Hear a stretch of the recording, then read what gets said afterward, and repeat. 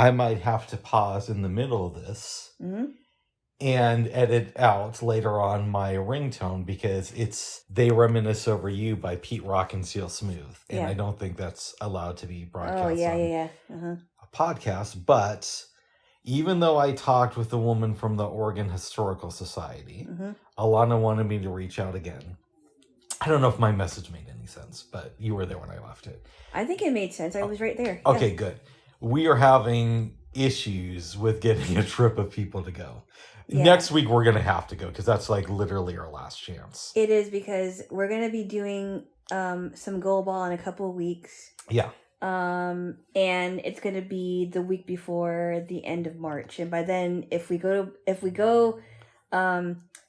on the last week, it's going to be crazy busy, I'm sure. I know. I just hope this lady from the Oregon Historical Society doesn't think I'm stalking her. I hope she I was like, I know what you said, but my girlfriend wanted me to call. You blamed me for that. You were there. I know, but you blamed me for it. Oh, what else? I love you. Yeah.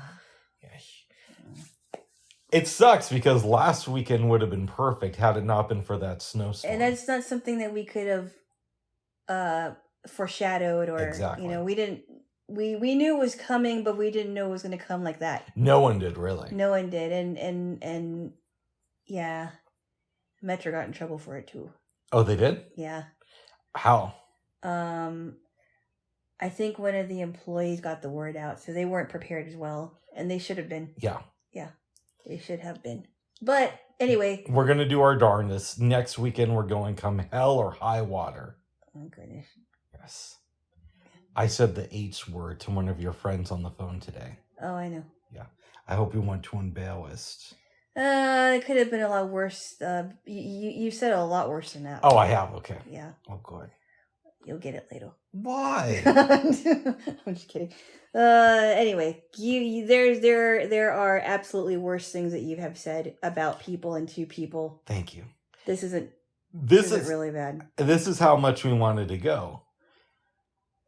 I used to have phone relations, let's say, with a slightly older woman. She's not that much older than you. Is she older than me, babes? Only by a few months. So that's ow! Only by a few months. Yay! Give me a kiss then. It's a vicious cycle that is. Oh my goodness. That's why you shouldn't start it off, babes. And Alana is friends with this person. A little bit. So they're supposed to get together and have lunch at the Black Bear Diner in Gresham on Monday. Mm-hmm. Good place, by the way. Last night, you and I are talking, and a lot of people have canceled on us. Finally, I'm kind of like pressing the issue throughout the day, saying, hey, you might have to contact so-and-so and see if her mom wants to come with us. And you didn't want to do it. No, I was like, and then I'm like, okay, I'll swallow my pride. I usually wouldn't ask this, but desperate times call for desperate measures. So she initially said yes. And I'm thinking, great. Her and her boyfriend were up for going. This is going to be awesome. And then last night, I'm in my PJs, just finished reading myself a bedtime story. And I get a text from Alana saying so-and-so and her mom had to cancel for Saturday. I think my response was, okay. Okay. Yeah, I knew exactly what it was going to be. It's going to be like, okay.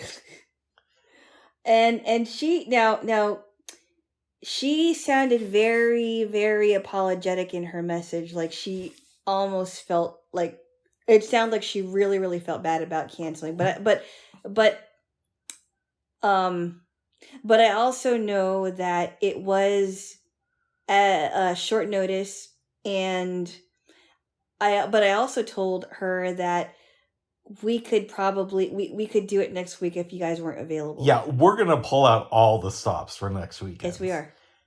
We'll try. And by the way, this is exactly what I didn't want to happen, is us having to run around town trying to figure this stuff out. It just sort of like happened this way. And because it wasn't something that, we didn't know how it was going to turn out, because before it was like, ooh, we got this person going, and then something happened with one of my friends, and he only had that week available, and then the other one said he was busy, and then we were left with 3 of us, and then And originally we wanted to do this last year, but the problem with COVID and all that stuff is most of the people we had known have moved away or are dealing with like medical issues. So we had to wait for Alana to make some new friends. Oh my goodness. Yes. Medical issues? Yeah. Oh. Don't I have a friend who literally like is still in the hospital over a surgery last week? Oh, do you? Yes. The one from the GoFundMe. Oh. I don't want to blow up his spot. Well, no, but he wouldn't know that though. He wouldn't know what? He's not like interested in Motown stuff though. Okay, but I'm giving an example. Yeah. A lot of people we know have moved away. So for example, if my sister still was here in Portland and she moved away, a big part of that was because of COVID. Keeping it real. Thank you, Kate Brown. Yeah. She would have loved to gone to something like this. Oh, I know she would have, because you told me that she's like a music person too. And even though she has a kid, my nephew, we could have gone we probably would have had to go during the week, but we could have made something happen when he's in school. And if my sister lived here with her family, for sure, her and my brother-in-law would love to have gone with us. Yeah. And taken the kids. And we would have gone with the kids. We would have gone with the kids, and they're they're old enough. They would. Oh, if my family lived here, I would not have a problem making sure that we had somebody. Nice. Yeah. But they don't. They don't. Yes. And we had to work with what we got. We do. Mm-hmm. We're at a blindness organization today, and talking about this, there's an older lady kind of sitting next to us and saying they legally have to provide somebody. Because she worked at OMSI, which is another museum in Portland. It's a science museum. It's a science museum, yeah. But I don't know if that's true. I've never had luck getting a docent at a museum. When I went to DC, they didn't have any. Yeah, so you had to kind of provide your own guide. Yeah. I mean, she could try for sure. But and that would be, and her efforts would be very valuable, but I don't know. And it's great that it's illegal and they should have it, but if they don't, what are we going to do? Like, honestly, what would we have done even if we were able to do this trip back in December? You know what I mean? Yeah, and in December, it would have been super cold to do, We still could have made it happen, but it would have been a lot different. We could have made it happen, but then I didn't know these people until January. Yeah. So I'm going to reach out to a couple people. Okay. And you're going to reach out to a couple people. And hopefully I didn't come off as a stalker to the lady who works at the Oregon Historical Society. I don't think so. I mean, you only called her once. But we've emailed a lot. I know. Yeah. But, I think you genuinely wanted to know information. Exactly. And what, and people have said to us growing up, well, if you don't know something, ask, right? I would make the argument that I did ask, but you wanted me to ask again, so I did. Yes. We just want to make doubly sure. Exactly. We're pole blind folk, and we just want to have some fun at a museum before we die. We're not dying yet. I don't know. I had a weird chest pain thing this week, and my arm was really sore. Did I tell you this? Did you work out that week? No, well, I didn't work out the day before I did this. When did it stop hurting? Like yesterday. Oh. It was like really sore and my chest was hurting. Are you okay now? I think so, but if I die, I want to die here. No, I don't want you to die here. Well, I wouldn't want you to die here. We've had this discussion before, so I don't want to belong the point, but I think it would be best if I died here because then you know immediately, and there wouldn't be like a whole period of waiting. But maybe I could die here in a couple of years and not tonight. Oh. What? That all depends on where if we're still together in 2 years. That's true. I'd like to think so. You know, it would be great, babes, Mm-hmm. if you break up with me and as I'm getting ready to leave, I just collapse over and die. That's not good. Oh. That would be a horrible breakup. That would be the worst breakup ever. That would be a good plot to a movie, right? What? A woman is upset because her man keeps cheating and can't find anybody to go to the Motown exhibit with her. Let's call him Frank. Okay. And since I like the name Jessica, we'll call her Justina instead. Instead of Jessica? Yes, because you have a problem with the name Jessica. No, I So don't. Frank I don't have a problem with Jessica. Okay. But I just, yeah. Okay. Frank and Justina. And Justina is upset. She decides that she's going to break up with Frank. They've been going out for a number of years. She tells him, "It's over, Frank." He stands up to leave her house and collapses. And now, since they've been going out for a long time and she kind of knows the family, she's in a bind because she's glad that he's dead because, he's not going to bother her anymore. But yet the family still sees her as part of the, group. So what does she do? Oh, so the family feels that she's one of them. Yeah, because they don't know that she just broke up with Frank because he died like 30 seconds later. I don't know. That would be a really funny dark comedy. Yeah, I think we should write that. Oh my god. After, oh goodness, of course. Oh goodness. First I got to finish my portion of the book. Oh. But maybe what? Maybe it should be called I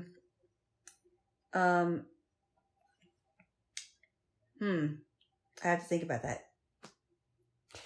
Let's be frank. I don't know.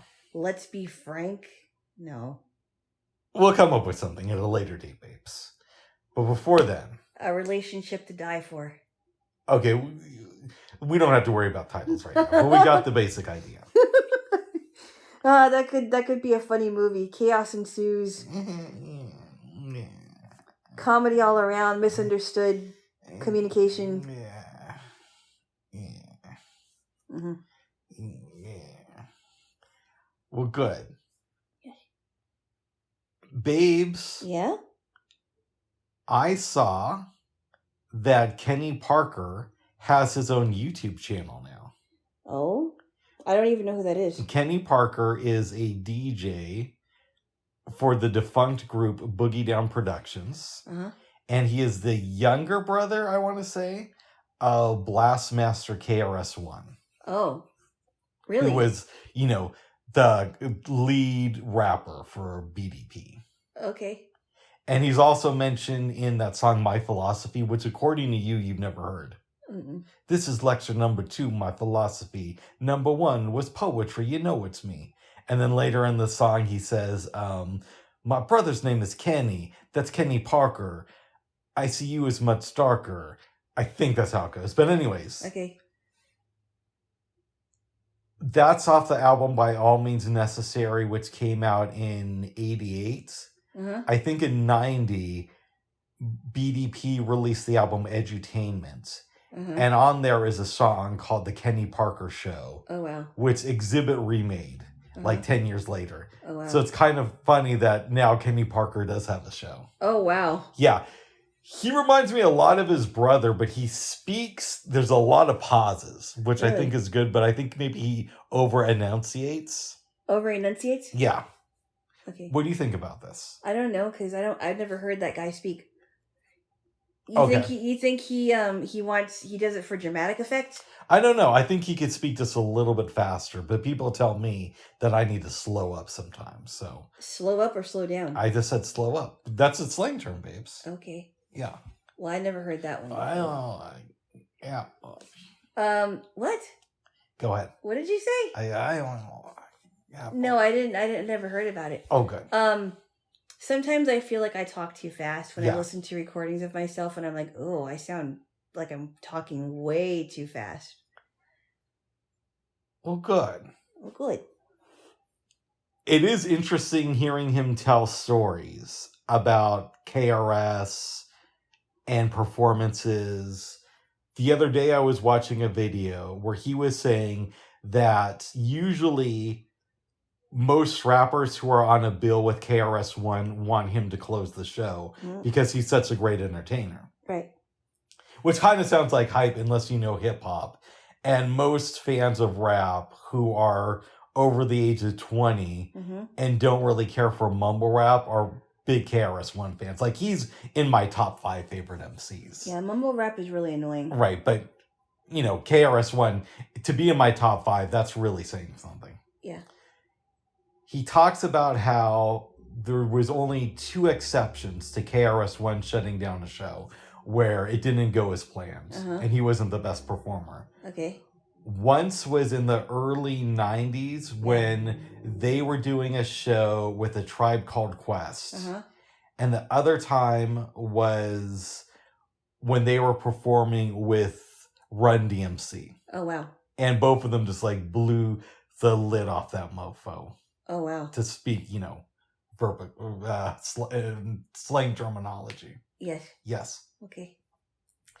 But watching his videos led me down the KRS One rabbit hole, which is not a new thing for me. Yeah. You've done that many times, it sounds like. Many, many times. I love his music. Many times over. I mean, don't get me wrong. He has some bad albums. Yeah. And some songs that I don't really appreciate. But I think as a musical artist, you can't deny his influence in hip-hop. Right. Now, having said that, I did see a that was a little bit cringe. Really? Yes. So it was really cringeworthy? Well, let me tell you what happened. How much do you know about Scott LaRock? Nothing. Okay. So whatever you tell me, I'll really don't have any reference. Let me break this down for you. This is the best way I understand it. KRS One became homeless, right? When? This was when he was, I think, in his late teens. So before he became famous. Exactly. Okay. And he checks himself into a group home. He meets a counselor named Scott. And Scott is also like a DJ. They become friendly and they start Boogie Down Productions. Wow. Okay. They put out Criminal Minded, which is a hip hop classic, and By All Means Necessary. I believe Scott LaRock was killed in 88 shortly after the release of By All Means Necessary, right? Really? Yeah, and to this day, KRS One will still give him shots out in songs. Shout outs in songs? Yeah, he'll still say, Scott LaRock, R.I.P., that type of thing. In the video for My Philosophy, I hope that's the right video I'm thinking of, there's a baby in the video. And that baby is Scott LaRock Jr., who is maybe 9 months old when his dad died. Oh. Okay. So Wednesday night, I go to Murder Mystery Improv, do that, and then come home. And I'm scrolling through YouTube, not really wanting to, go to bed. I see a video, and it's an interview with Scott LaRock Jr. Wow. So I watch it. And the host is asking him about his life. And Scott LaRock Jr. said that nobody from BDP kept in contact with his family. Nobody gave them any money with the exception of D-Nice, who was a rapper in the late 80s, early 90s. And he said that everybody else completely ignored the family. He never got any of the royalties from the songs they made. And he basically says that he doesn't like KRS One as a human being. He went to a KRS One show to talk to him once. Yeah. And he describes going backstage. There's all these people from the Nation of Islam in KRS One's dressing room, even though KRS One is not a 5%er.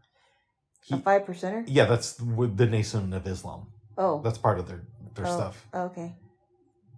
And he says that he left the place. It was either that or he was going to punch out KRS One.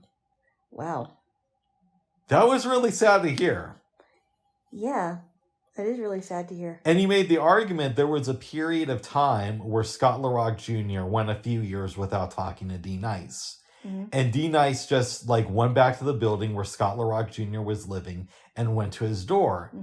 And he said, well, if D-Nice could find me, why couldn't KRS One? And I thought about it, yeah. And KRS One is hip hop royalty.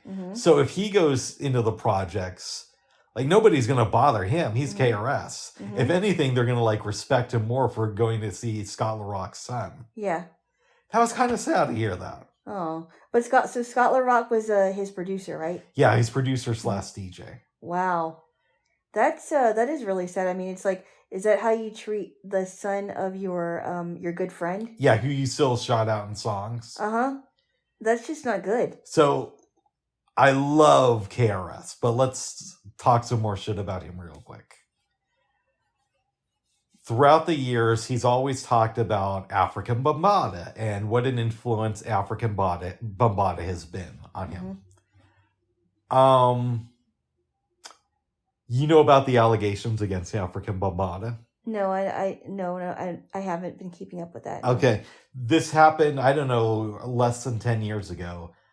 A bunch of men came out and said when they were little kids that African Bambaataa was inappropriate with them sexually. Now, that doesn't mean that KRS ONE was. And it also doesn't mean that KRS knew about it. But it is a little bit weird. And I knew somebody who worked with KRS one summer. Really? Now, this person said that KRS is like a real human being. It was hard to get his attention, but if you got his attention, he'd stop and talk to you, which made me feel really, really good. But then it goes to the thing of, wow, KRS ONE isn't perfect either. And I of course I knew that, but yeah, I didn't like really internalize that, because you want to believe the myth that he is this really intelligent dude who cares about the community. And you want to believe that he's trying to do the right thing. And maybe he is, but maybe he's just like the rest of us and he slips up. Well, that just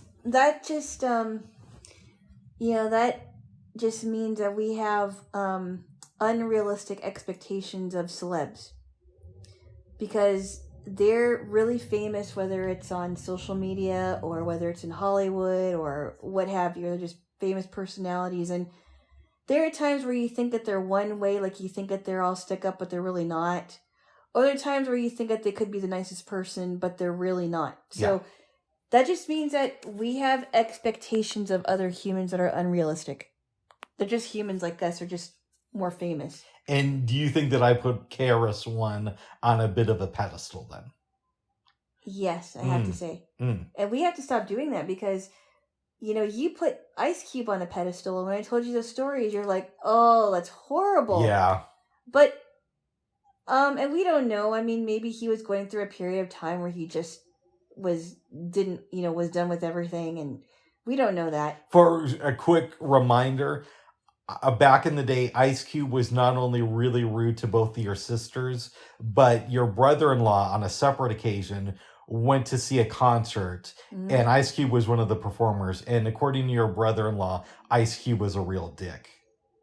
Well, I mean, in for lack of a better term, yeah. I mean, he didn't care. I mean, my brother-in-law told my sister that, I don't care if he's Ice Cube, but you can't treat your fans like that. That's basically what he said. Which is odd, because it's very close to me on who's the better rapper, Ice Cube or KRS ONE, or who I like more. I go with Ice Cube, but it's very close.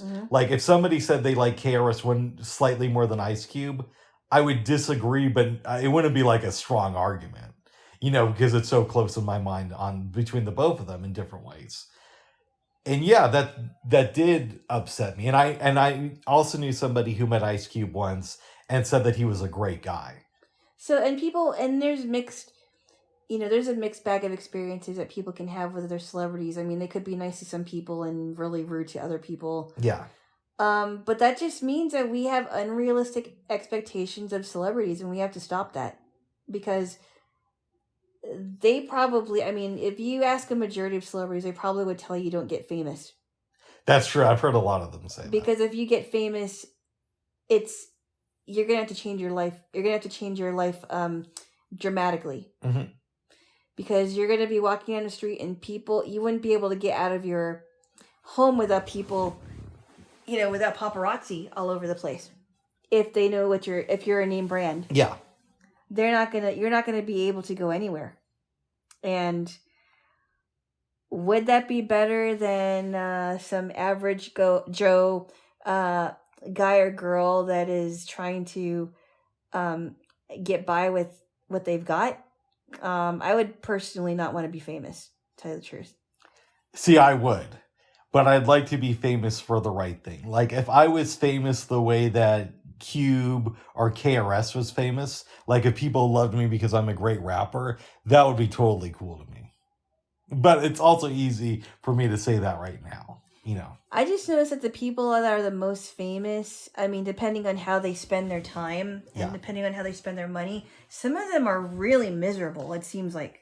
It does seem like that. Like they're very lonely and they have short fuses and you can't talk to them unless you go through their publicist or something like that. Really, you know, they're just high maintenance and they're depressed and they're drinking and doing drugs and they're also beating their women or their children. Then honestly, it's like, okay, probably not, and probably a good thing that I'm not famous. So back in the day, yeah, I used to go on DVD.com a lot to read the articles and also just to check out what was in the message boards. What was it? What was the website? DVD.com. Uh-huh. It's still around, but it's not updated nearly as much. Mm-hmm. But I was on there a lot for a couple of years, reading different hip hop stories. And I remember this guy had an article about how he was a rapper, but he wasn't super successful. He was like a local MC who was also a teacher. So one summer he went out on tour with KRS ONE. And I think he said that KRS didn't pay him what he said that he was going to. And he started, I hope I'm remembering the story right, because this was like 2004. And he started a website called KRS ONE is fucking stupid. And I clicked on it and I laughed because it had like the worst picture you could ever want. Oh, really? On KRS ONE. And there was all these, you know, comments talking about how he says this, but he doesn't do that. Somebody made like a website? Yes. Mm. And it was funny, but at the same time, it has always stuck in the back of my mind like, oh man, that kind of sucks. Like he doesn't pay people what he should. And then, but then, you know, you can kind of excuse that as, okay, maybe this is just some guy off the internet. But when you hear an interview with Scott LaRock's son, and he's saying that his family didn't get anything, oh, that was tough. That was really tough to watch. Yeah. And I've watched, you know, different shows. Doesn't matter what show it is. And they have episodes about being disappointed in your heroes. Yeah. And who do you want to be your hero? And that a lot of times, you know, heroes and, you know, human beings in general disappoint us. And that just means that they're just as much a flawed human being as everybody else is. I'm watching an interview that Kenny Parker gave to, I think it was Hip Hop DX, promoting his new book. And Kenny even said that he, and I hope I'm paraphrasing, obviously. I hope I'm getting it right. But he's like, it's so funny that people call, you know, KRS ONE is his real name is Chris. Mm-hmm. So I think he said it's really funny that I thought it was Lawrence. Well, but he goes by Chris. Chris Parker? Yeah, Chris Parker. He said it's really funny that people call him the teacher because I was always a good student. And Chris, people thought that he was special needs for a while. Because when he would go to school, he'd spend most of his time being quiet and just like looking outside the window. Oh, wow. And he said, I would come home with straight A's or B's. And Chris would come home with like D's and F's. Wow, really? Yeah. His brother Kenny said that. Kenny said that, yeah. Wow. As wow. But you think, I mean, did he work his way, you know, did he have to work hard to get the knowledge that he has? Yeah. You know. And again, I've only really known one person who kind of knew KRS. Mm-hmm. And that guy said that KRS was an avid reader. Mm-hmm. And it's also possible that some people's intelligence doesn't work well with schools. Mm-hmm. But it really has kind of made me like rethink KRS a little bit this week. Yeah. Were you disappointed or were you thinking, maybe I should think of him differently? I don't know. I was a little bit disappointed, but the Scott LaRock Jr. clip was the thing that really was like, oh, Chris, I can't hear this about you, bro. Yeah. It's hard to hear, but, you know, some people need to share that, you know, and it is hard. It's like you think, well, you valued your friendship with Scott LaRock, but why would you treat his son like that? Exactly. Why? Yeah. And maybe you could say, well, Chris can't visit him every single day, but maybe you could write him some letters, or maybe you could call him. Yeah, or maybe just make sure that the publishing is correct so that he gets money from the songs that Scott LaRock worked on, right? But I don't know. Or at least call him. Yeah. Or send him, send him a letter like you said and say, hey, I just want to know how you're doing. I know I haven't been talking to you much, but I just, I'm a friend of your dad's and I wanted to know that I'm thinking about you or something. Yeah. Just a card even. I was in Denver in 2006 and teaching a philosophy class. Oh, you that was the one day that you were teaching? Yeah. My philosophy, just like KRS ONE. Oh. But I'm, basically what that meant was I was telling the story about my life. Yeah. Right? And I told this story about how I'm over at my mom's house one day listening to KRS ONE, and she brings in somebody. And the person my mom brought in, me and him started talking about KRS ONE. And I stopped myself in the middle of the story, and I turned to the, other blind people, and I say, but none of you here know who KRS ONE is, so I'm going to move on from this. Okay, so I tell the rest of my story, it wraps up, and the person who was like one of the teachers there says, Rick, I really liked your story, but you said one thing that was wrong, that nobody here knows who KRS ONE is. I'm also a KRS ONE fan. Did you say it like that? He did. That's funny. So it's not just me who's a KRS ONE fan. And I think what I hear you saying is I can still respect and enjoy the music, but maybe I should look at it like the man might not be perfect. Well, I mean, it's just like John Lennon, and we talked about John Lennon, and we talked about other people, great musicians, but real jerks in real life. John Lennon wasn't perfect. He didn't treat women perfectly. He didn't treat people with disabilities the way that they should have been treated, but he's just as much a human, and we have to stop putting them on these pedestals and almost worshiping these people, because they shouldn't be thought of as idols. No. They really shouldn't be idolized, because they could fail us just as much as anybody else could. And I'm realizing that as I get older. Yeah. Yes. So, but we still love his music. At least I do. Alana, you don't think you've ever heard any of his stuff? I heard the name. I'm not really like a avid hip hop person, but I have heard the name. So it isn't like I don't know who that is, but I. Oh, you have heard one of his songs, but you probably don't remember it. Yeah. When we watched, what was it, Beat Street last year? We didn't watch Beat Street. What did we watch? Streetwise. Not Streetwise. It was a movie. It was like an early rap Wild movie. Style. Wild Style. That's what it was. Wild Style, yeah. And afterwards, you and I started talking about Blondie and that song, The Rapture. I played it for you, and I said, you might remember this because it was sampled by KRS ONE, and then I played you his version of it. Oh, okay. I heard part of that one, yeah. Yes. And then I like the part when she does that rap thing like Fab Five Freddy and and... But he sampled the step into my world. Yeah. But you probably didn't recognize that as KRS. No, I didn't. Yes. I will have to turn you on to some of his music, because I'm still going to listen to his stuff. Yeah, and I've been listening to a lot of it this week. Yeah, you should. Yes. I mean,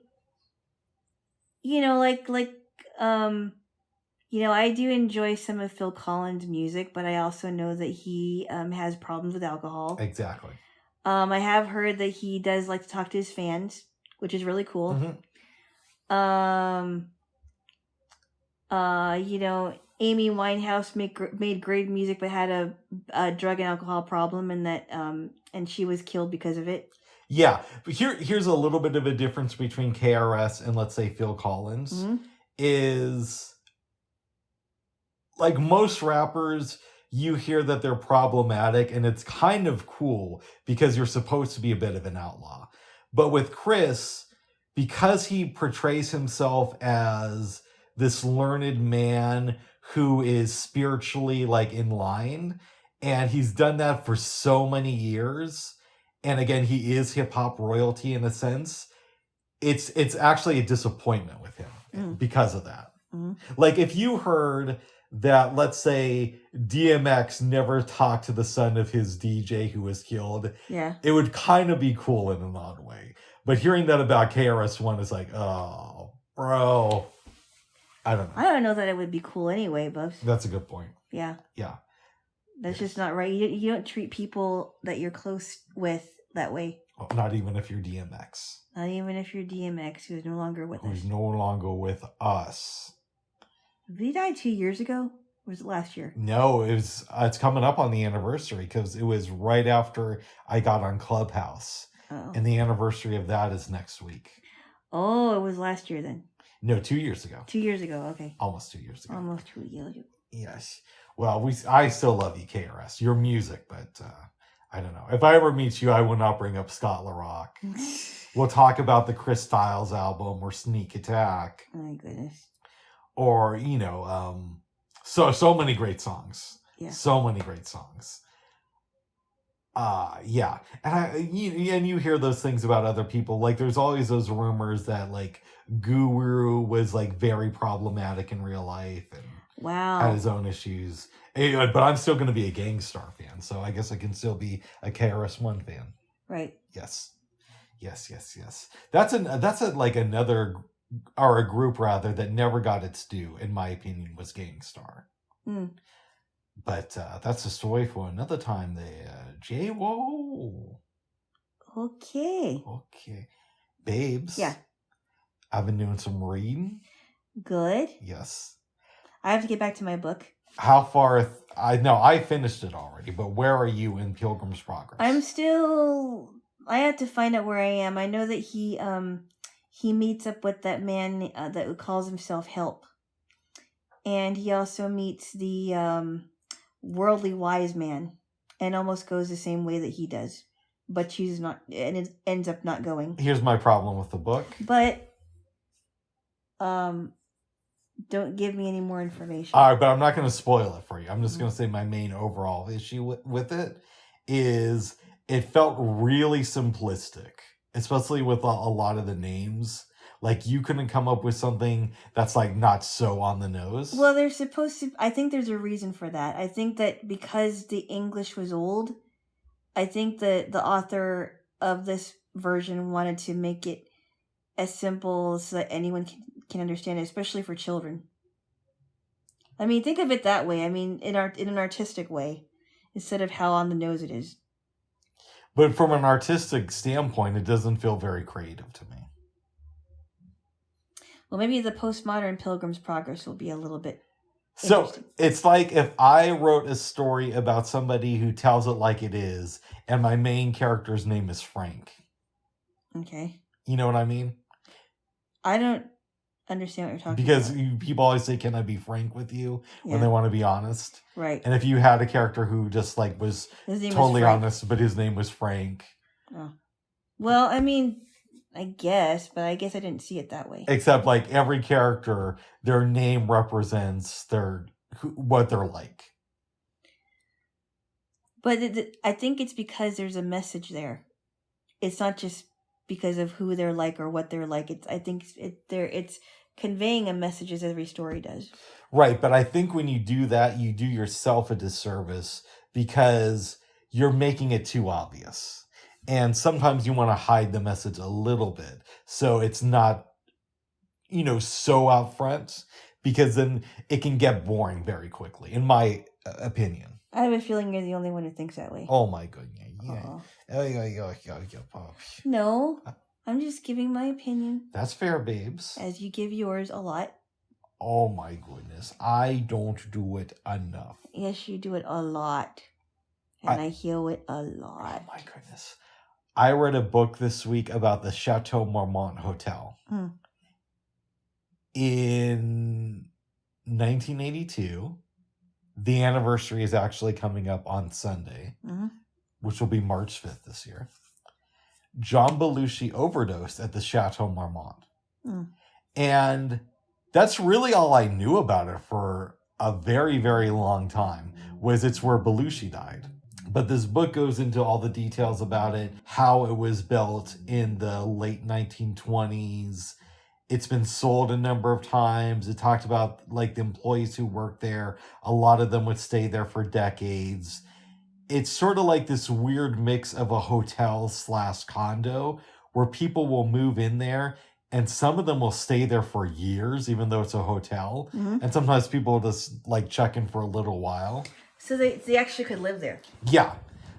And you could live in the actual hotel, but there's bungalows there too, in case you don't want to stay in the hotel, yeah. the building. Yeah. Mm-hmm. So, like it talked about how when Paul Newman and Joanne Woodworth were first starting to see each other, they would go there a lot. Who was the other actress? So when before he married Joanne Woodward, he would meet her there. Yes. I think it was Shelley Winters. Really? Her husband cheated on her there. I hope I'm getting that story right. And then she caught them. Guess who's back? Back again. Back again. I'm going to have to edit that out at around 41 minutes. Okay. But anyways, we just got a call from the person at the Oregon Historical Society. And I was thinking, oh, she's going to be like, oh, don't ever contact me again, you fucking creep. But that's not what she said to me. No, she was very nice. She was very nice. Very nice. She didn't use that language. She didn't use that. But she didn't even imply something like that. So, no. So basically what she said is, while they don't have any docents right now, she would be more than happy to go through the exhibit with us next Saturday. So I'm going to, in case we can't find somebody else, I'm going to email her on Wednesday of next week. So, yeah, I'm excited, babes. So I heard her say docent. I think docent is a way to pronounce it, but I've never heard that term until you told me what it was. Oh, I'm surprised. Yeah, I just, I never heard it just because I guess I don't go to museums very often, so I wouldn't know what a docent was. Yeah. But now I know what it is. I don't go all the time, but occasionally you want to get, a little bit gussied up and go out to a nice event. She seemed super enthusiastic too. Yeah, she said, "Oh yeah, I'll hang out with you." Nice. So nice. I just thought that was awesome. I'm like, "Hey, cool." But if I can get like at least 2 more people to come, yes. And I won't have to worry so much about the guide. If we find one, we find one. But if we don't, we have one. Yes. Because she said, yeah, she wouldn't mind. She probably would love it too. Oh, I'm hyped for next week. I know. And we did the right thing too, babes, because remember she said that normally she works Saturdays, but she's not going to be there tomorrow. And I'm glad that we said no. We're actually thinking about coming next week instead. Yes. So I'm like, ooh, this is. I think it's going to happen. Famous last words, right? But I think even if I catch that Rona, I'm going. No, I won't do that, but you know what I mean. No. And it's going to be the day after we go see Lady Smith Black Mambazo. Oh, that's my ring. Uh-oh. You know what? I'll check it. Fuck. I just dropped my phone. No, it dropped on your thing. It fell, but it landed on your coffee table.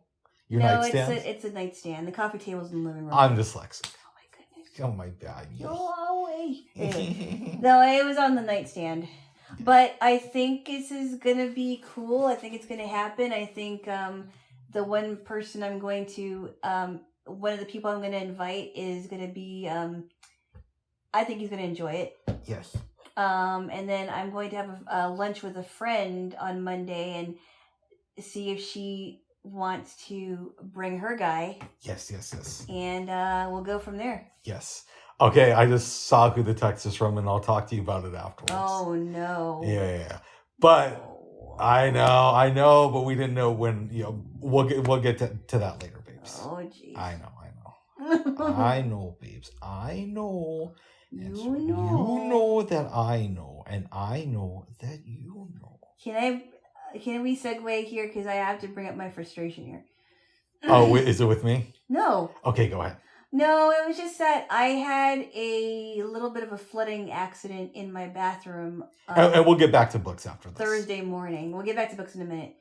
But My very kind and sweet manager, I emailed her that morning before I left for classes, and I said, "Hey, I need someone to come and look at my shower head because um, it caused a flood in my bathroom, and I don't know. I noticed that there's a leak in the shower head, and I don't want to use it because I don't want another flooding accident to happen." So I cleaned it up promptly, and I ran into her this morning before I left, and she said, "I tried to get somebody from the sister property, but they're out sick, so I'm going to get..." What about the brother property? Oh my goodness. Or the uncle property? Or the auntie-property. Yeah. Auntie-plop. But she said that the maintenance guy that comes here is gonna have to look at it on Monday. So I'm glad she told me that, so I wasn't, gonna need to check my email or anything. Okay. We're going to get a little bit crude for a second. Yeah, we are. I haven't taken a bath, I'm guessing, honestly, January of 1999. Well, I mean, unless you count like hot tubs, but that's not really a bath, right? It's just a hot tub, yeah. Yeah. And mainly the reason is because, like, you're in the water. So if you put your head in to wash your head, you're washing it in the same water that your asshole is in. Well, first off, you don't have to put your head in the tub. I mean, you can, if you don't want to do that, you can take a cup, put some water in it while you're draining the tub, if you decide to do that, or if you decide not to take a bath, and pour the water over your head. You don't have to. I don't like putting my head in water. I probably won't wash my hair this weekend just because of that, because then I'm gonna have like ass hair. You don't have to put it in the water. I won't be washing my hair this weekend. Bubs, listen to me. Go ahead. What I'm saying is, you don't have to put it under the water. You can put the water on you. Put the water on your head. I might do that. You don't have to put your head in the water. Nice. So weird. Why? I think most people think of it like that, babes. Not most people. And my tub isn't like grimy or anything. It's not like nothing's growing in there. It's also the reason I get skeeved out when I see old bathtubs, because I think how many people have had their ass in that tub.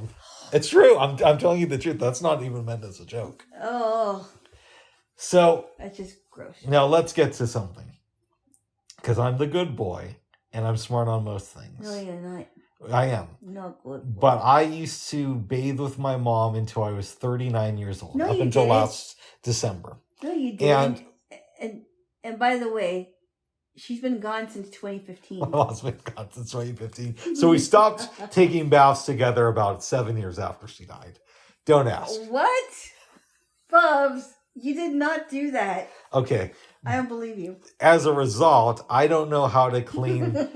I can handle my bottom and like my back, but I don't know how to clean the front side of my body. Yes, you do. And so I think what's going to have to happen tomorrow, babes, is no, it's not going to happen. You're going to have to come in and help me clean my front side. No, I'm not.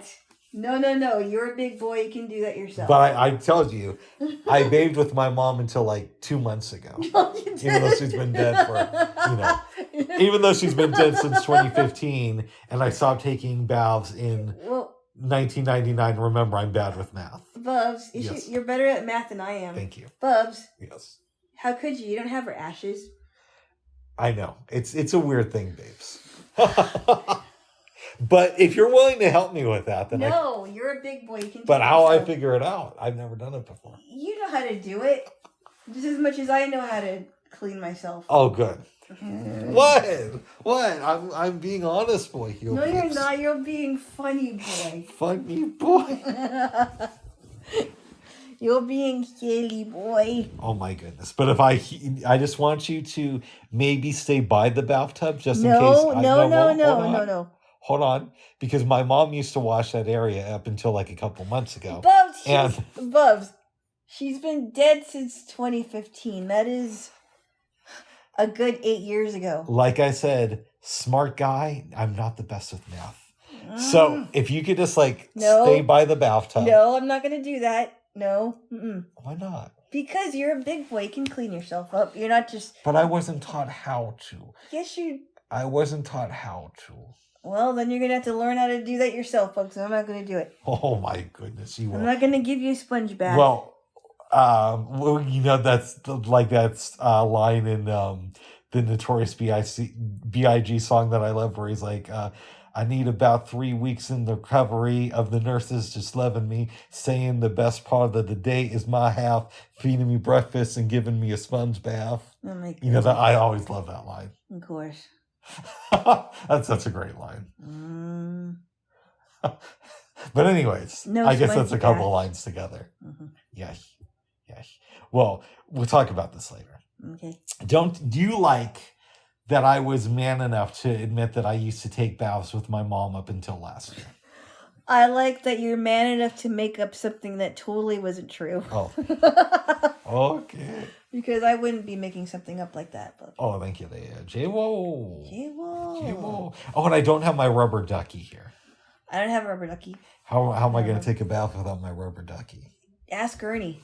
Oh, my goodness. I don't have a rubber ducky. Well, I love you there, Jaylo. You don't need a rubber ducky. Do you?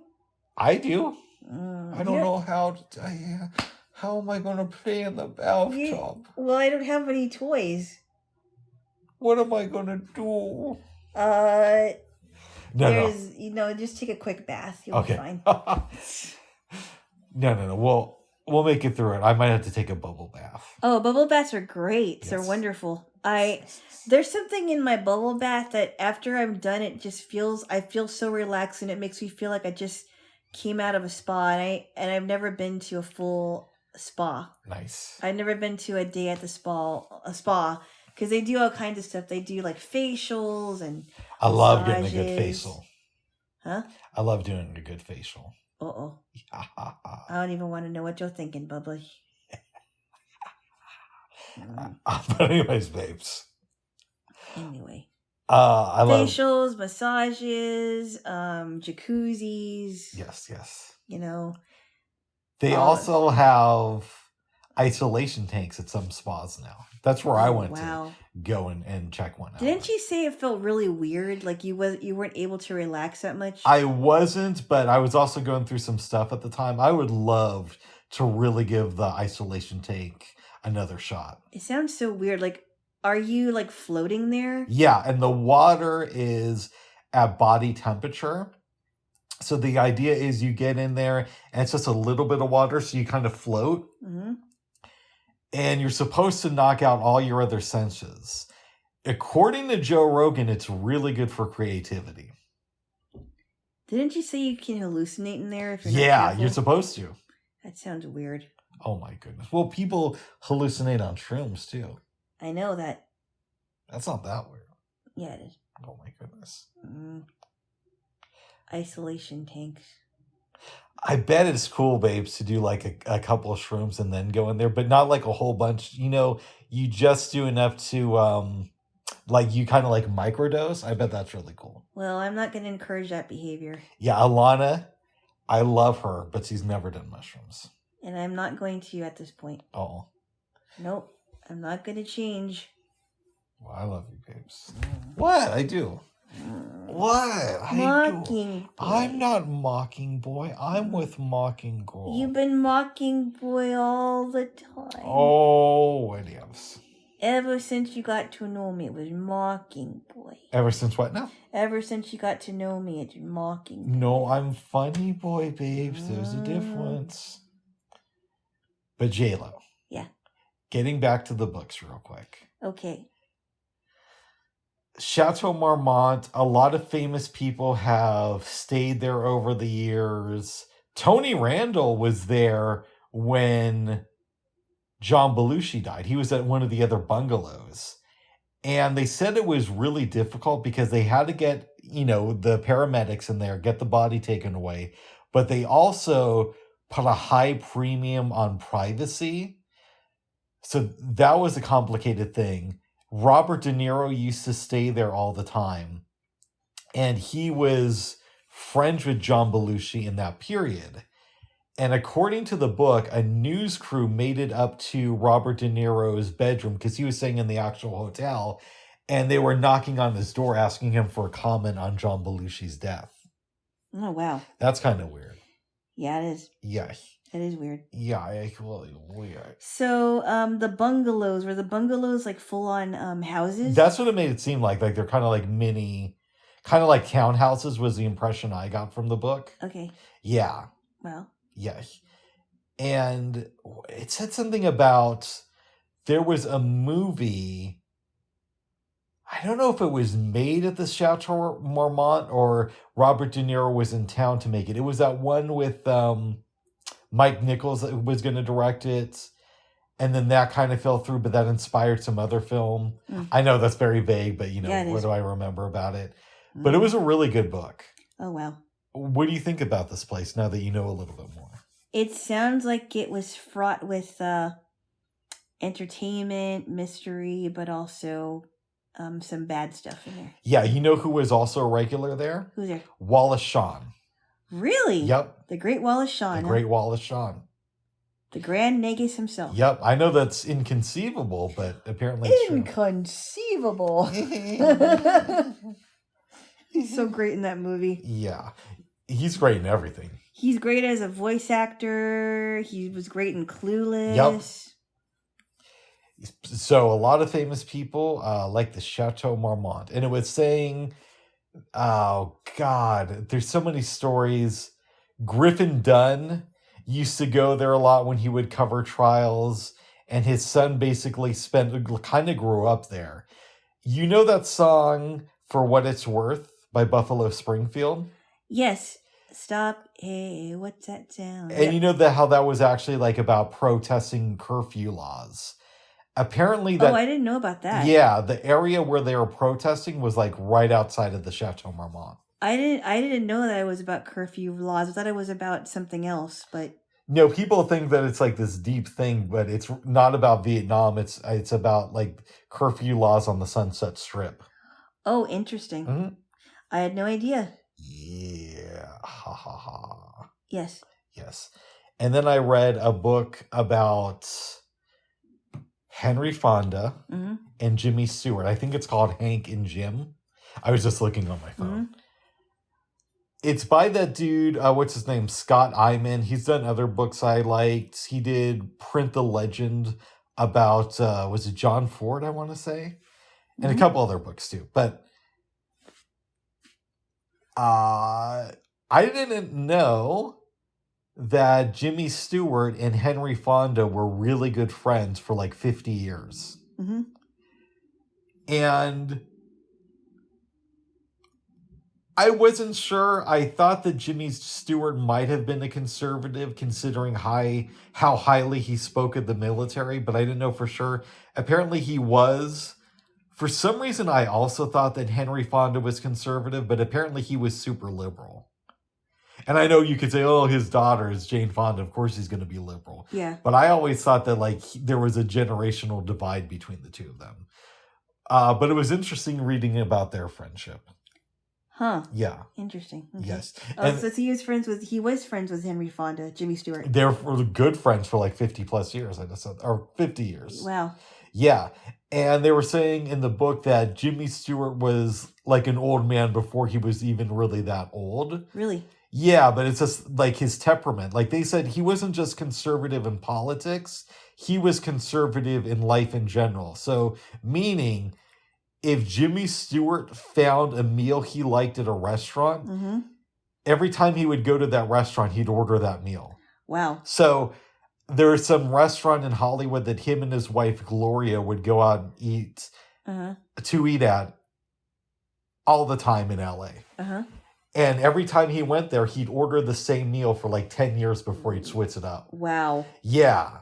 Wow. And there's other things like that about him in the book. I still like Jimmy Stewart, even though he's a conservative. Oh my goodness. You don't have to mention that, Bubs. I do still like his work. I can respect his work.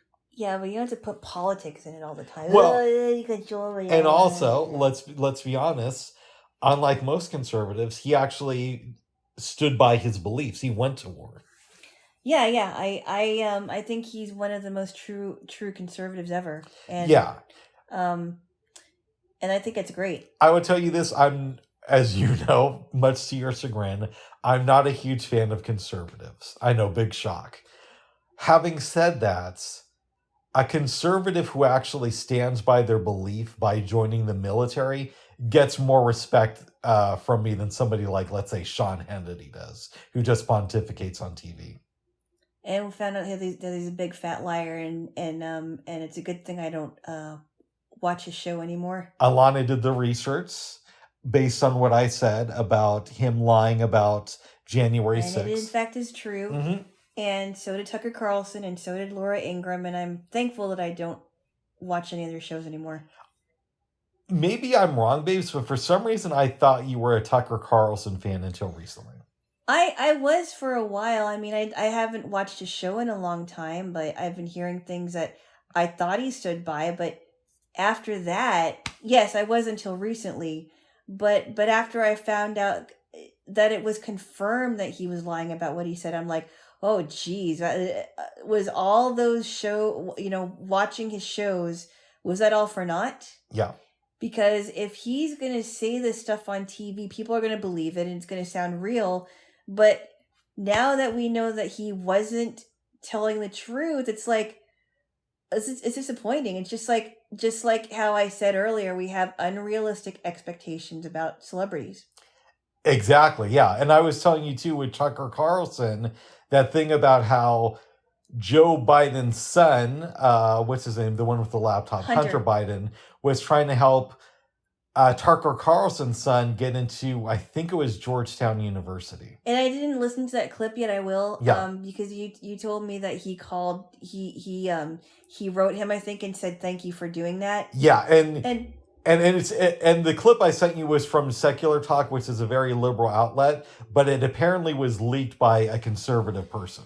And it's disappointing because he's one of the first people to talk about the elites. And if he wasn't an elitist, like if he wasn't born from an elite family, that would be different, but he is. Yep. And it's like, okay, if you're going to say, hey, look, I know that it looks as if I am an elitist because of my family, but I'll tell you why I'm not. Like, I would respect him more if he said that. But he's been talking about the Koch brothers. He's been talking about elitists in general, and I'm like, well, I didn't know for sure if he was actually from the Swanson family, but it was also confirmed that he was too. Yeah, so because and I've been telling you that for a while too. Yeah, but I wasn't sure if that was true. And it's just like, millions of people are watching you, but probably less so now that we found that you're a big fat liar. That you can't lie to viewers and get away with it. It's just, people are going to find out. Yeah. And it's one thing if you got something wrong, mm-hmm. or if you actually believe something that wasn't true and then you came out later, right? So I know I don't like Tucker Carlson, but I'll give him credit on something. And I actually found this out listening to TYT. Originally, he was in favor of the war in Iraq, but in fairness to him, a lot of people were, including many liberals. But apparently he switched his tune in 2004, which even then, that was kind of rare. So for something like that, he deserves credit. But if you're going to go on TV and say something that you don't believe is true at the time, and you present yourself as a news anchor, that's super problematic. I think you got it backwards. Tell me. Saying something that people think you believe is true, and then coming out and saying that you didn't believe it to begin with. Yeah, that's a better way to say it. It's very disingenuous, and then it makes you question, well, why should I have been listening to it? I really wish I would have found out later, or I'm sorry, I wish I would have found out earlier so I would have made my decision. Mm-hmm. And I would have not watched Sean Hannity, Laura Ingraham, or Tucker Carlson because they had to testify about this. Yep. And it's disappointing. It really is. So we'll have to see what happens. And Rupert Murdoch threw Jeanine Pirro under the bus during his court-ordered testimony this week, Wow. saying that she had also made stuff up about January 6th. Oh, you mean like she believed that it was that there was No, election fraud? that she lied about January 6th. Really? And she knowingly lied. And my question, so I asked a question last week and you agreed with my question. Yeah. If Kevin McCarthy if Tucker Carlson didn't believe what he said before about January 6th, why then would Kevin McCarthy give him footage? He could have given it to anybody. Exactly. He could have given it to people that were not just in Congress, but people that wanted to know information that maybe was not a conservative. Yeah. Instead of Tucker Carlson, who is one of the worst people he could give it to. And you're only giving it to him. So I think the way McCarthy should have handled it, honestly, is say anybody can have access to these records and go through it. So the way we're going to do it is we're just going to make a public website. All the footage is there. We know it's a lot to go through, but anybody can go through it. That's the way I would have handled it. He should have put it out on social media or something. Somewhere where people can access it. Yeah, anybody can. Not give it to Tucker Carlson and then that's the end of it. I don't know. I mean, it may not be the end of it, but why would he give it to someone who obviously now doesn't believe that there was election fraud? I don't get it. Yeah, and I know you haven't looked into it, but you know that I've looked into the allegations of Tucker Carlson being a racist, and it looks pretty legit to me. So now, here's what I'll say. Yeah. He should not have been stalked at his house. I don't believe. No, I agree with you on that. Because his wife was scared and they were going to come after him and his wife and his kids. Yeah. He shouldn't have been stalked like that. Nobody should be stalked like that. But if you're going to present yourself as being a true conservative, but you're going to lie to your conservative viewers, that doesn't sit well with me. No. And if your colleagues, your fellow colleagues, who people have watched over the years, is going to lie the same way, then that really, really doesn't make them look good. Exactly. So we'll see what happens with that. I'm sure the saga will continue. Yes. But I hope that Kevin McCarthy, which I don't trust him, but either him or somebody else, I hope they put that footage out for everybody to see because they need to know this. Absolutely. People that don't believe it is and people who believe that there was, we need to see it for our own eyes. Yep. People are asking questions. We need to know what's really going on here. Exactly. And here's the thing too. If your evidence is sound, then you should just give it to the world, right? Because then people... And I know you don't know much about this guy. I honestly think he should have given it to Mike Lindell because he's been speaking out about this for a long time. He's been speaking out about election fraud for a while. He could have easily put that out on social media because he wants people to know this. Well, I'm not a Mike Lindell fan, but if he would have said, okay, let's give it to everybody, including Mike Lindell, I wouldn't have a problem with it. I honestly think Mike Lindell would have taken matters into his own hands and would have had it out for everybody to see. Mm. He would even, I mean, he's the person who said, hey, I will sit down with any liberal and I will go through all the evidence that I have, including all this footage. Oh, that reminds me, we got to talk about the Jimmy Kimmel thing too. Mm-hmm. You know what I'm going to say when it comes to Jimmy Kimmel? That you don't watch him much. Well, yes, but that's actually not what I was going to say. Mm-hmm. It came out in some documents this week, through the Twitter files, I guess, mm-hmm. that Trump tried to get Jimmy Kimmel fired for making jokes about him. Oh. Okay, so? Well, conservatives are against cancel culture. Yeah. So how does that whole thing work? I don't know. I don't care. Oh, well, wait a second. I thought cancel culture is always... No. I care about cancel culture, but the Jimmy Kimmel stuff, I mean, as far as, like, making jokes about President Trump, I don't know. I'm just kind of out of the Jimmy Kimmel loop, but...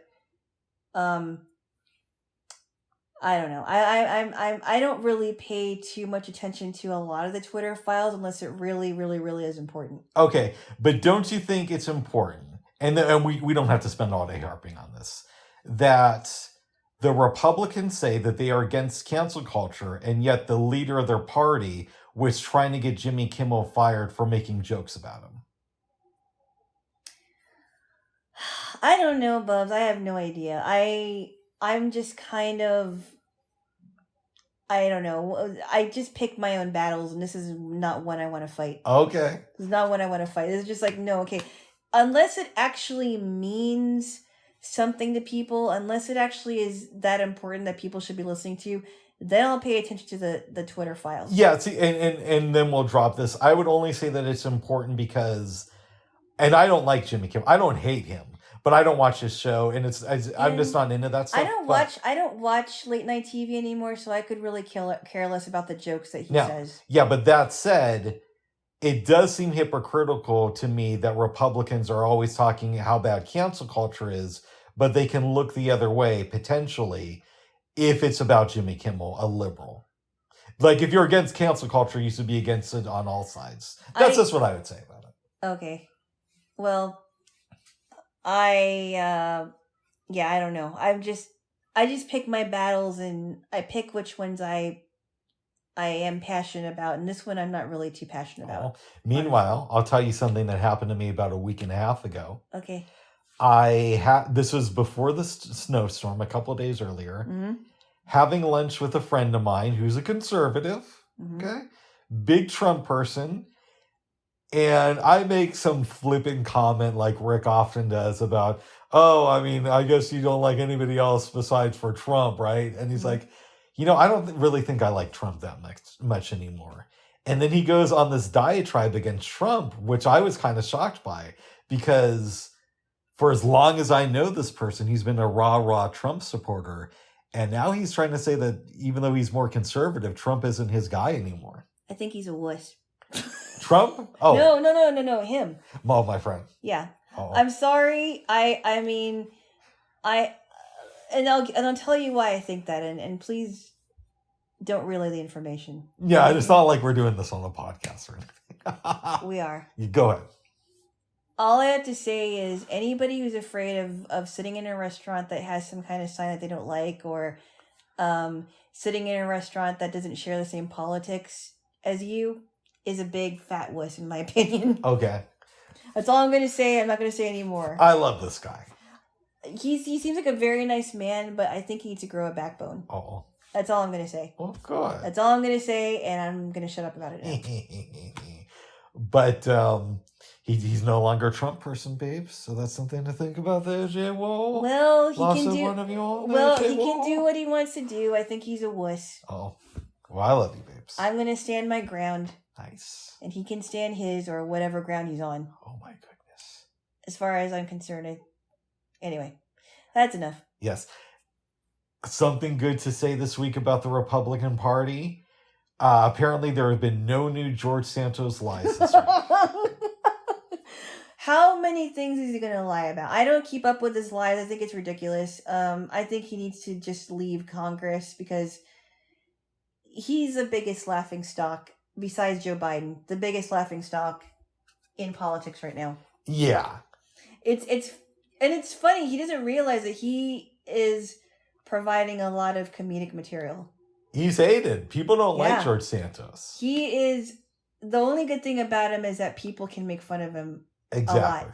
They can find out his lies and just make jokes about them over and over again. Well, good. Good. Yeah. Babes, it is 3:31. Good grief. Grief good. This is a shorter one. We're only about like an hour and 13 minutes in. But is it really? Yeah. Wow. We spend a lot of time talking about stuff. We talked a lot about KRS, but I could always talk about KRS. Yeah. I can't believe that was most of our podcast today. Oh, I can't. I've been wanting to talk about this all week. Uh-oh. This is more important to me than the lies on Fox News. Oh, goodness. Yes. By the way, yeah. I thought we were going to be harping on it no more. I hate to say something good about Sean Hannity, Yeah. but I'm about to. Really? In 2007, he had on KRS. Really? And was actually fair to him.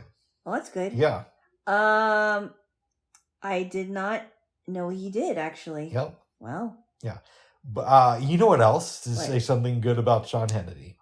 Yes. And again, don't get used to this. That's okay. I'm not really a big fan of him right now, so. Okay. I'm a big fan of TYT.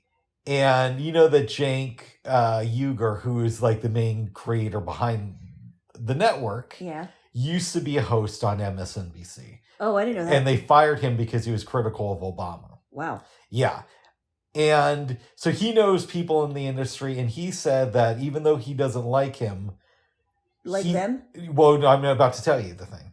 Even though he doesn't like him, he's heard almost nothing but good things about how Sean Hannity behaves when he's not on the air.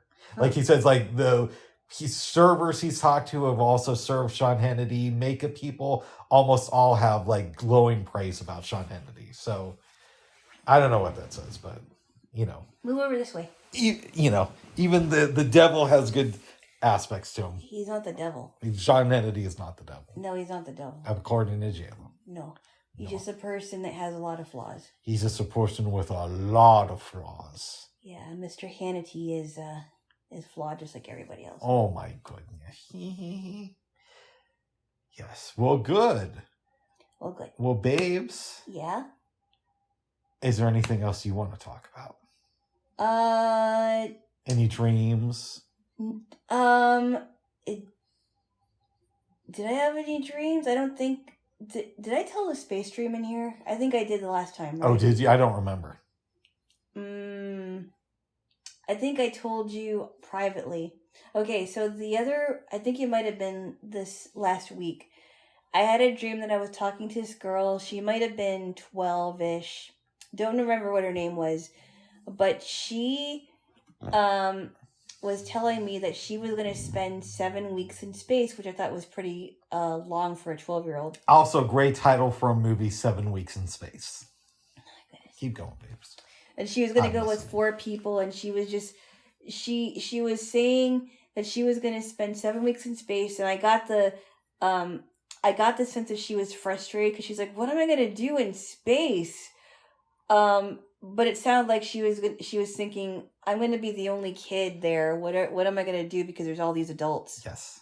And I'm thinking, what is her family going to do when they're gone? How they're going to keep track of her? And then I woke up. Yes, she's going to be getting after her with some astronauts, right? She's 12, Bubs. Oh, I hope not. Bubs. I said, I hope not, babes. I said, I hope not, babes. But anyway, and then we've had a conversation about space camp. I have no interest in space camp, but you said that there was an adult space camp in Huntsville, Alabama. That's the word on the street, babes. I think Tuscaloosa is another, it's either Tuscaloosa or Huntsville has another space camp for kids, I think. Nice. And I think they do like simulation training there too. Yes, I remember the thing that we should probably talk about today. Yeah. Last Sunday, we were apart, but we were still connected. Oh my goodness. And we started, which is going to be a tradition-ish for maybe the next month or so, of listening to speeches, like one a week, from the great Martin Luther King Jr. You had heard portions of the I've Been to the Mountaintop speech. That was an incredible speech. But you never listened to it in its entirety until last Sunday. You just said it was incredible, but break it down for me. What did you expect going in, and what did you get out of it? I expected it to be a passionate speech, and it definitely delivered. I expected it to be a uplifting speech. I didn't know that he was funny, actually. I didn't know how funny he could be. And I also... he was talking about how they weren't bringing up the sanitation workers that were on strike in the news. And he was very polite. He didn't call them names.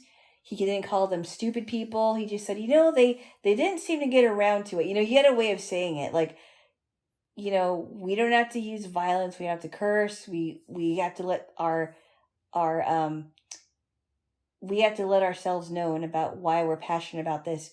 And he was encouraging people to put their money in a place where it would be safe, that they would know that they were donating to a good cause. Yeah, like a black-owned bank, I think it was, or trust. Yes, and I like that because it made these people feel like they had power, and I just thought it was very passionate. It was so good. And what really gets me all the time, he says, "I've seen the promised land," and he said, I might not get there with you," which it was almost prophetic because he died the night after. Yeah. And there's a couple great things in that speech. I love when he talks about how black people in America, I don't know what it is today, but back in 1968, had more power economically than all but 9 of the richest nations in the world. I had no idea. Yeah, I didn't know that either. I mean, I knew that, but I didn't know that until I heard that speech. Did you know that? Yep, back in 2004 when I heard that speech. And he was talking about the cost of how much is there, but I forgot what it was. $30 billion. $30 billion, yeah. Yep. And then I like to, and this is probably like a minister thing, but I like the way he delivered it when he's talking about, if I could be brought back in any time in history, I would go past the pyramids in Egypt, but I wouldn't stop there. I would go, and it goes, and I would go to my namesake, Martin Luther, and see him tackle those theses on the walls, but I wouldn't stop there. I love that part. That was great. That was great. I also liked the part when he was talking about the young white girl that wrote him after he was stabbed. Yes. And she says, "I know I'm a white girl, but I know that probably doesn't matter to you, but I just want to say I am so happy that you didn't sneeze." Yep. Because the doctor said if he even sneezed wrong, then he would have died. If I'd sneezed, I wouldn't be able to tell you about a dream I had. That's my Martin Luther King impression. And I thought it was really great that he incorporated that, and I just thought it was like a some humorous thing, but she really did write that. I have heard through books and different things that one of the things people who never met Martin Luther King don't understand is that he was actually pretty funny in real life. Wow. Yeah. Now that I know that he loves Star Trek. Yep. If he was alive today, I would not mind watching a Star Trek episode with him. Oh, I think that would be so cool. I think it would be the coolest. There'd be other things I'd want to, talk with him about. I have a dream that Romulans and Klingons can get along. And Geordi would be able to see without a visor. Well, he died before we knew about Geordi, but I know get what I mean. You know what I mean? Yes. Yes. I think it would be great. I think it would just be so fun to do that. Yeah, I think it would be super cool just to chop it up with him and see his thoughts on certain things. Yeah. Yeah. Yes. And I know that there may be some things theological that I wouldn't necessarily agree with him on, but I think it would be a civil conversation. Absolutely. I am excited to see what you think of this Sunday's sermon, but we will get there on Sunday. Yes. We could also do it on Saturday too, Or we could do a Saturday sermon. Yeah. I'm cool with doing some Saturday. I don't mind any time of the week. It could be Saturday, Sunday, Friday. Nice. Maybe we'll do Saturday. Okay. Yeah. Yeah. Yes. Well, babes. Yeah. Is there anything else you wanted to talk about? No. Okay. Okay. Yeah. Yeah. Well, Jaylo? Yeah? Can I get a kiss? Maybe. Okay. Well, you deserve one. I haven't seen you in a whole week, so yeah. You deserve plenty of kisses. Oh, good. Bubs. What? I'm making noise. Oh, sorry.